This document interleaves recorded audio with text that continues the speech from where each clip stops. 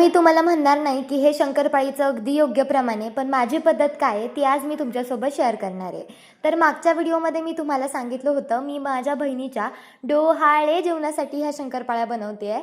आता एका ताईंनी त्याच्याखाली कमेंट केली की तू बेबी शॉवर असं का म्हणतीयेस, मी महाराष्ट्राची लेक असं तुझ्या चॅनलचं नाव आहे आणि तू डोहाळे जेवण म्हण बेबी शॉवर का म्हणतीये. तर हे बघा, आपल्या अवतीभोवती जशी माणसं असतात तशी आपली बोलीभाषा असते आणि रोजच्या भाषेमध्ये ना इंग्लिश वर्ड येतातच आता, कारण मी माझं तर सांगते तुम्हाला पर्सनली, मी सेमी इंग्लिशमधनं शिकली आहे. त्याच्यामुळे मराठी इंग्लिश हे दोन्हीसुद्धा माझ्या बोलीभाषेमध्ये आहे. मराठी पण तेवढंच आणि इंग्लिश पण तेवढंच. त्याच्यामुळे असं होतं, थोडंसं समजून घेत जा.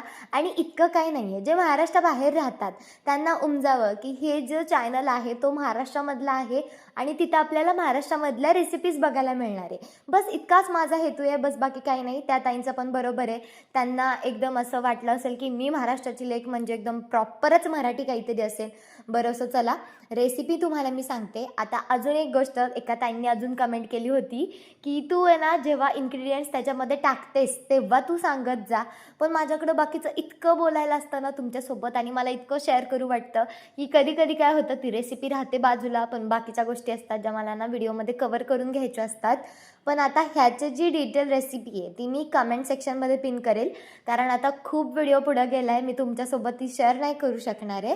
पण माझ्या आईच्या हातच्या शंकरपाळ्या ज्या आहेत ना त्या आमच्या ताईला खूप आवडतात आणि त्यामुळे मग मी त्या शंकरपाळ्या बनवत होते. आणि हा जो फिरकीचा चमचा तुम्हाला दिसतोय का, तो ना तिच्या आईने तिला दिलेला आहे आणि आता मी तो शंकरपाळ्या करायला वापरते आहे. तर अशी भांडी तुमच्या पण घरात आहेत का? मला ना पितळाची, तांब्याची भांडी खूप आवडतात, पण आमच्या घरात ती कशीच राहिली नाही आहेत.